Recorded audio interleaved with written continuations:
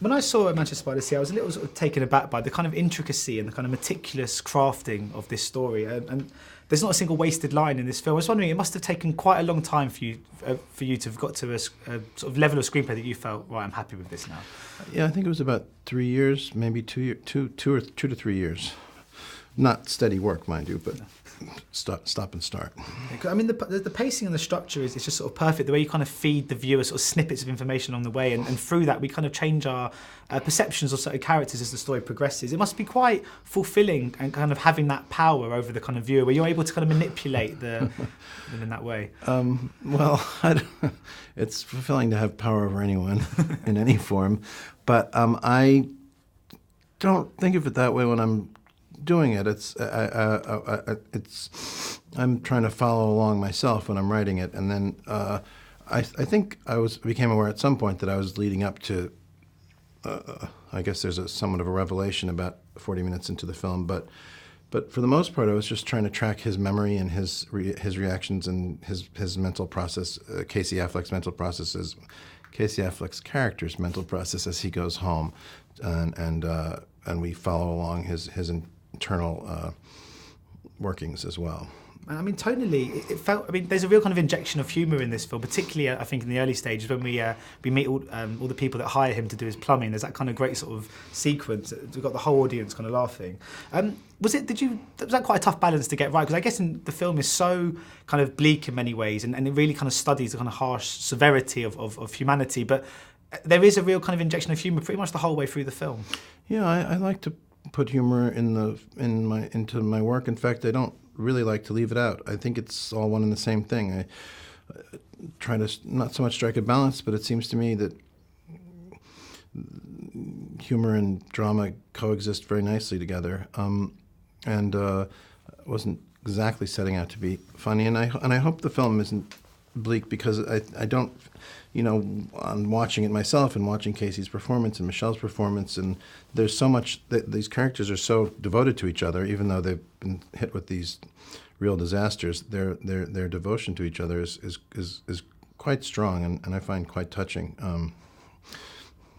One hopes it's touching anyway. I know it definitely is. But I mean, I love that the sort of use of music is quite striking. It's almost kind of Benjamin Britten-inspired kind of classical music, especially, obviously, particularly when you're sort of looking over the sea. I was just wondering about the reason behind that particular approach, because it seemed quite unique, I suppose, when it sort of first came into the film. No, thank you. I like the music a lot. I just was trying to follow along music that I liked. I didn't have a conception for the music. I didn't have a overall musical concept. So what seems to have emerged is this very beautiful lyrical type of music that doesn't exactly underscore the situation as throw it into a different light, I suppose. And I don't quite know what that's about, but it seems to work.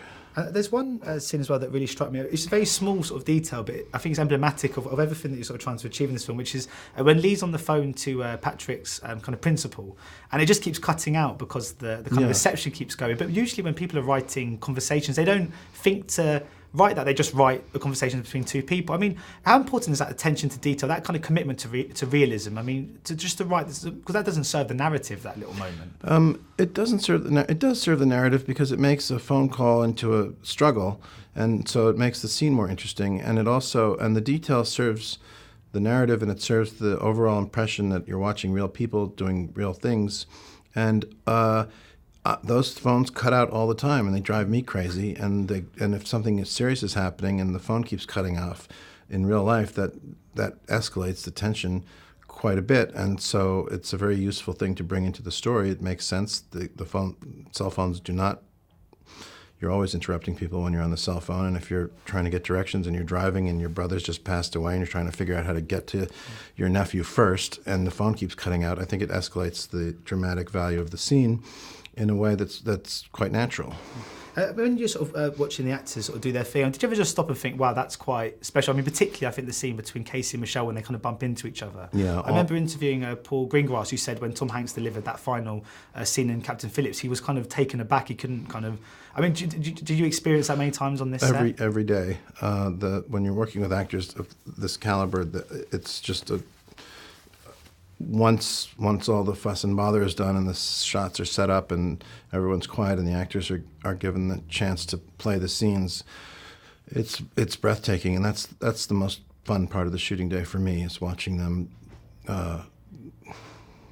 bring all their talent and ability to bear on the scenes. And they took my breath away all the time. Just very quickly, I mean, Matt Damon obviously has a producing role in this film, and I was read that he was attached initially to star, and I was wondering when that decision for him to become a producer was made, and why you just both decided to make it. Well, he was always going to be he was always the producer, and then he brought on other producers as well. But he remained and finished as a producer. He was going to direct the film initially, and then when he asked me to direct it instead, he was going to star in the film, and then his schedule looked dodgier and dodgier until it became clear he wasn't going to be able to be in it either. So he stepped back, and generously he offered the role to Casey with my enthusiastic support, of course. Well, it's worked out pretty well. Thank you so much for your time today. Thanks very much. Appreciated. Thank you. Ladies and gentlemen, you're watching Hey You Guys! Hey You Guys, huh? Hey You Guys. Is that from the Goonies? It is indeed, yeah. Nice. Hey